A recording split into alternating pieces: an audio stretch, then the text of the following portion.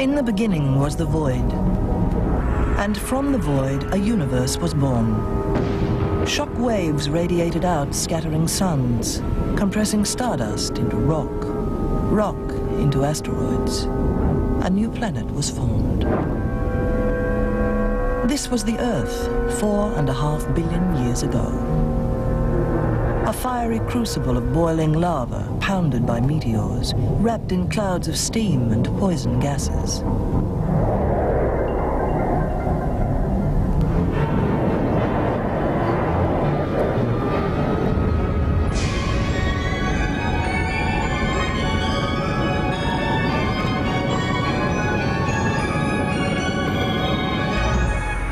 Gradually, the planet cooled. Steam condensed into ocean. Floating on thick magma, the young continents danced in slow motion around the globe. Unrecognizable out on the far edge of the supercontinent Gondwana was the land we now call Australia. Its rocks are ancient. Some have lain exposed on the Earth's surface for longer than life has existed on dry land. Wind and rain have sculpted them over the eons.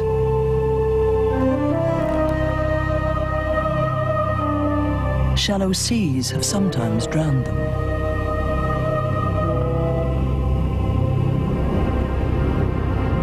Cold has shattered the ancient fossil beds.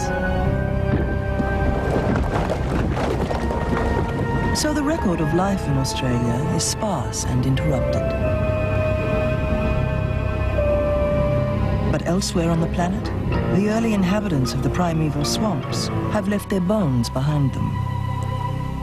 Air-gulping fish were the first of these creatures to struggle from pond to pond across the mud. In time, fins became limbs, gills became lungs, fish became amphibians.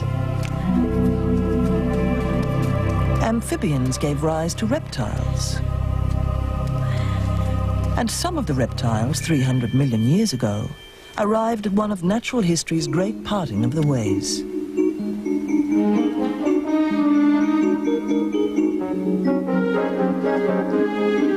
One group rose up on powerful hind legs and strode out to dominate the land.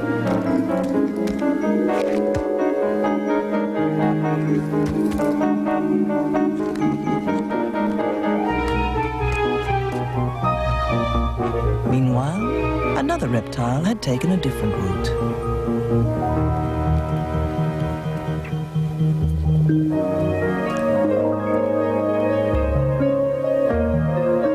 Cold blood became warm blood. Scales became fur. And as the dinosaurs grew ever more gigantic, the mammals became small and inconspicuous.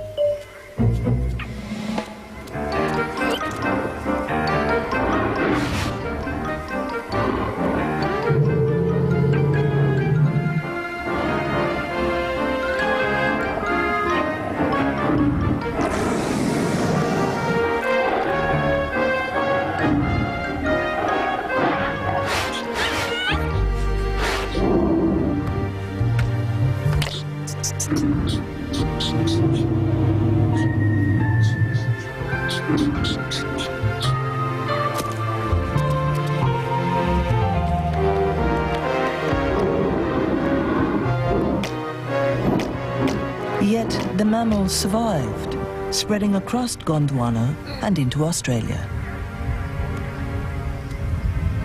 Beneath the dinosaurs' feet, the land itself was shifting still.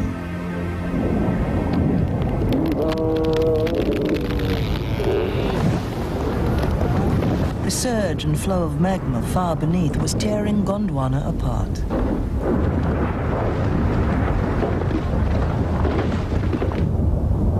South America, Antarctica, and Australia remained joined.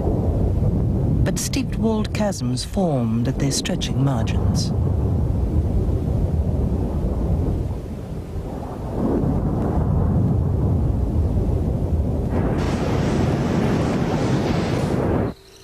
110 million years ago, the Australian portion of Gondwana was a cool and pleasant land of cycads, ferns, and conifers. For the dinosaurs, it was a Cretaceous paradise. Here, for example, is Allosaurus, as tender a mother as you could hope to meet.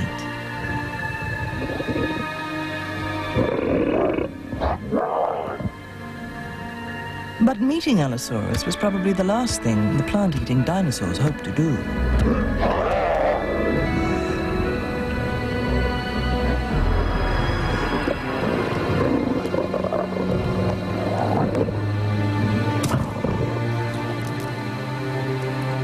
And this is Tamimus, with the long neck and legs of an ostrich or an emu, and a goanna's appetite for other people's eggs.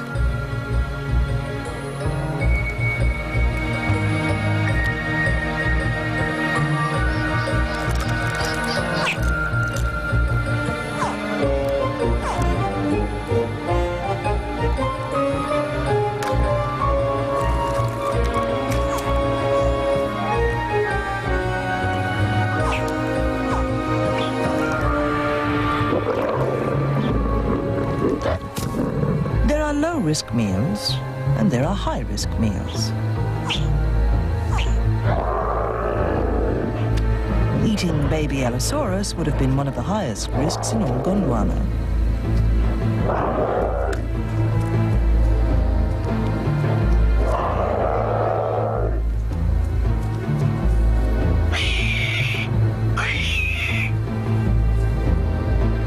Australia's inhabitants were almost cut off from the rest of Gondwana. Already, this was becoming a land apart. In the cool rivers, labyrinthodont amphibians flourished. They died out elsewhere 30 million years earlier.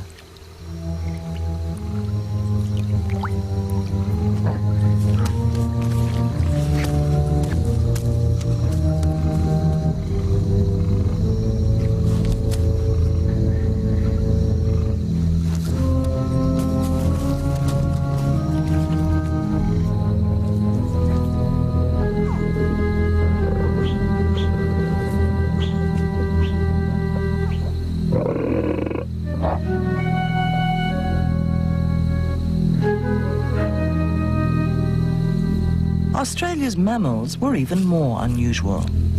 One of the earliest known was Steropodon, an ancient relative of the platypus and the echidna.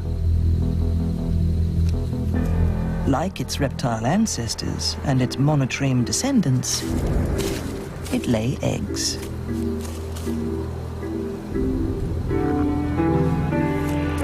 Once hatched, its young would feed on mother's milk, like other mammals. And then, some 65 million years ago, disaster struck. In the seas, ammonites and great marine reptiles would vanish. From the skies, the pterosaurs, the flying reptiles, would disappear. And on the land, on every continent on Earth, the dinosaurs breathed and trumpeted their last.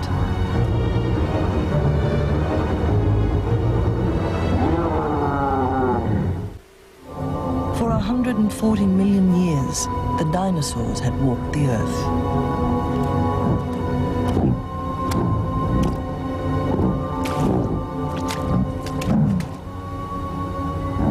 Their doom spelled opportunity for the humble mammals.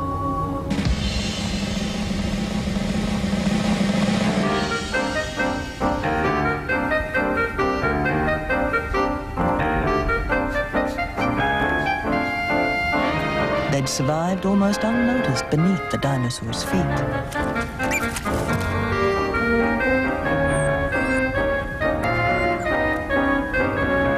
Now they were set to follow in the giants' footsteps and to dominate the planet in their turn.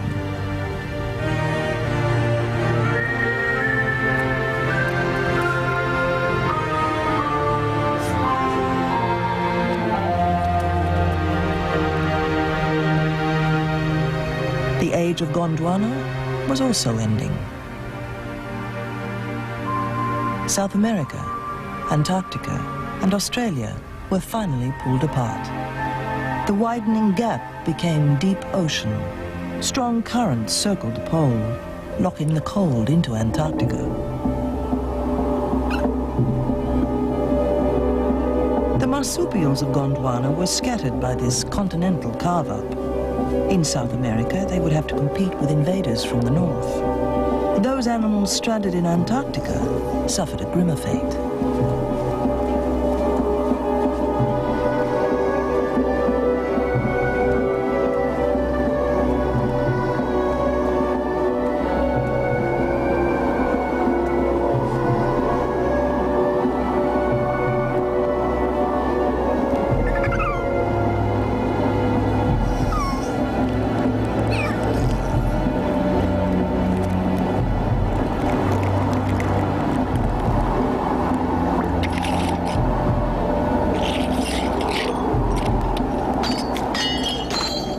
Australia, in its early isolation, was a kindlier continent than it is today. The dinosaurs had gone. No giant predators stalked the land. For marsupial mammals and ground-dwelling birds alike, this was the promised land.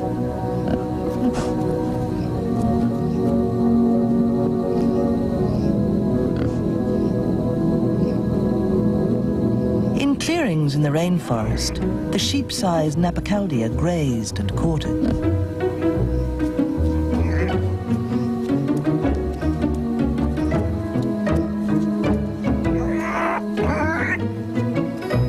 Its descendants would include some of the largest marsupials that ever lived. In the canopy above, primitive possums and cuscus clambered. Ancestral potoroos and bandicoots scurried across the forest floor. And in the green cradle of Australia's forests, marsupials diversified and flourished. But hard times lay ahead. Ice ages gripped the polar regions. Less water fell as rain elsewhere. The old world was disappearing.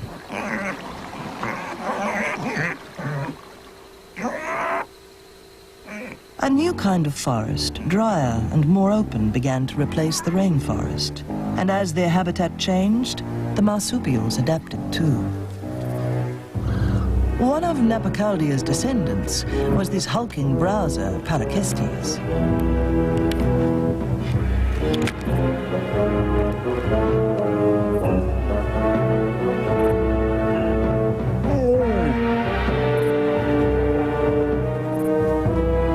Its size enabled it to reach high up the tree trunks and made it more than a match for the pouched predator of the woodlands, the thylacine.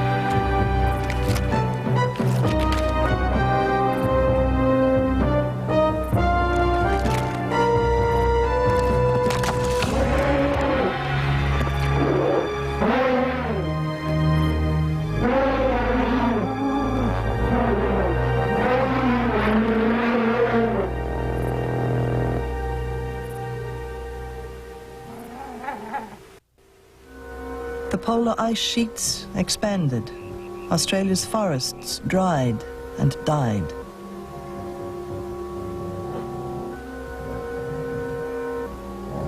Here, at the edge of the spreading deserts, herds of diprotodon grazed the saltbush.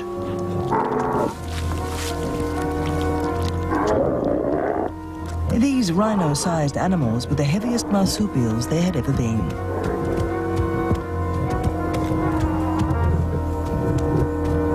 Leo, the so-called marsupial lion, was actually no larger than a leopard, too small to tackle an adult diprotodon. But woe betide the youngster who failed to keep up with the herd.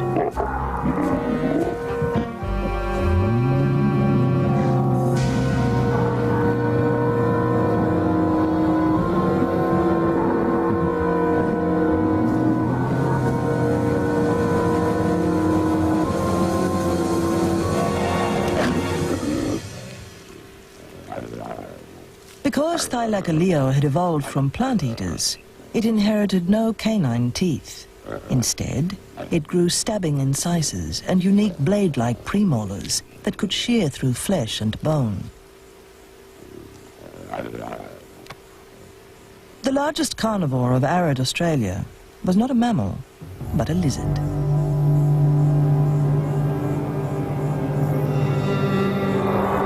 Megalania would have dwarfed its modern cousins, the goannas of Australia and the dragons of Komodo. It grew to a monstrous 7 meters in length.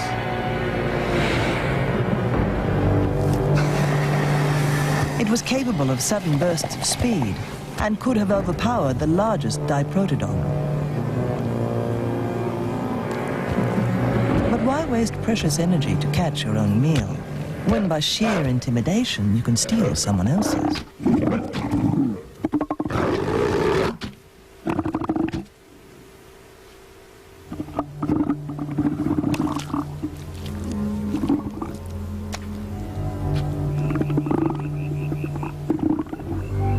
Less than 100,000 years ago, Australia was still a land of giants.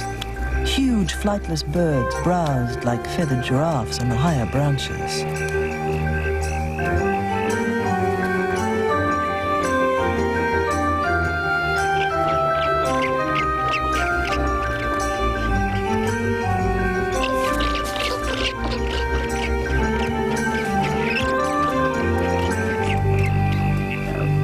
There were reptilian herbivores as well. The horned tortoise cropped the tough scrub of the Australian bush.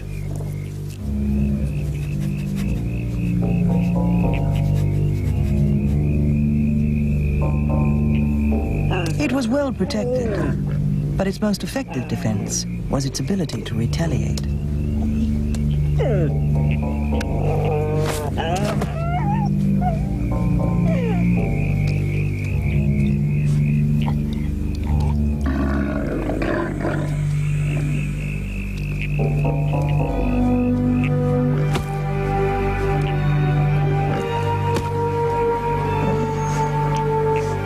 Australia's isolation had long since ended.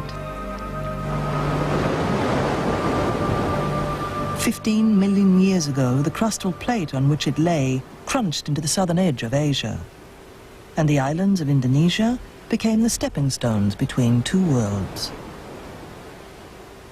Birds and bats could cross the narrow seas with ease. Then, the first land rodent made the crossing. Tough and resilient, the newcomer made itself at home.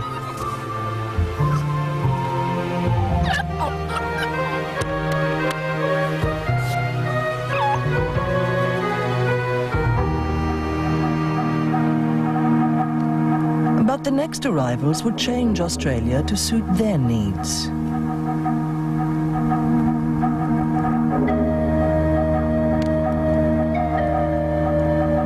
Homo sapiens arrived in Australia some 60,000 years ago. Humans brought with them skills which would transform the continent, the making of tools and weapons, which would make them Australia's most effective predators.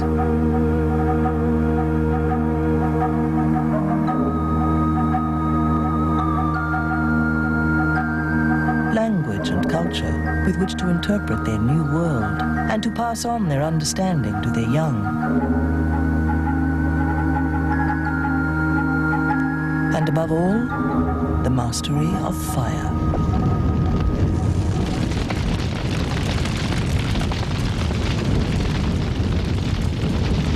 With fire, they remade the landscape. Year after year, they burnt the bush, until only the fire-adapted plants survived. The broad-leafed forests that had recycled precious moisture disappeared. Droughts became frequent.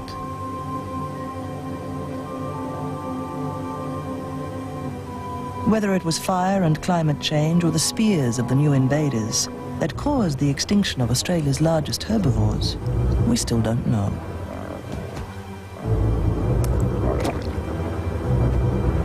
We do know that by 20,000 years ago, they'd gone.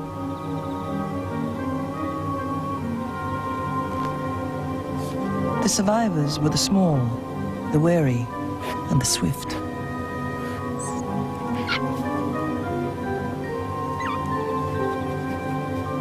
With so much of their prey gone, the large predators went too, until only the thylacine was left. 4,500 years ago, it too disappeared from mainland Australia, driven out by the dingo. It survived in isolated Tasmania until a new wave of invaders drove it to extinction. To the Aboriginal people watching from the shore, they first appeared as white-winged water birds, serene and graceful.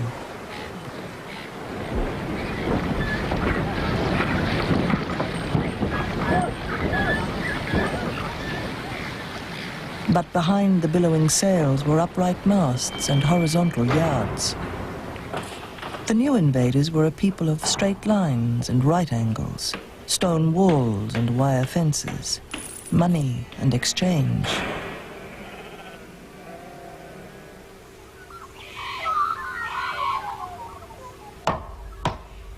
With hard-hoofed animals and axes, the Europeans tried to reshape the new land to resemble the one they'd left.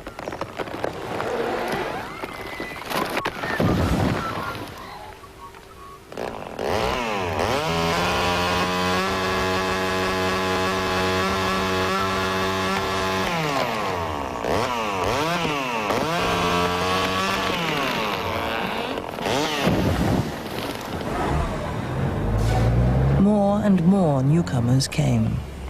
Most now seldom venture beyond the squared-off pavements of their cities by the sea.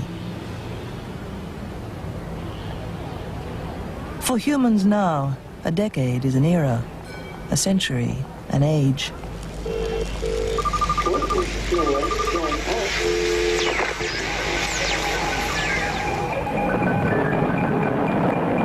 But in the timescale that Australia lives by, the entire history of humankind has occupied no longer than a heartbeat. Australia's story has a further 50 million years to run until it merges finally with the great landmass to its north. By that time, surely, human beings and all their works will have gone the way of the dinosaur, the diprotodon. And species yet unborn will disembark from the Australian ark at the long journey's end.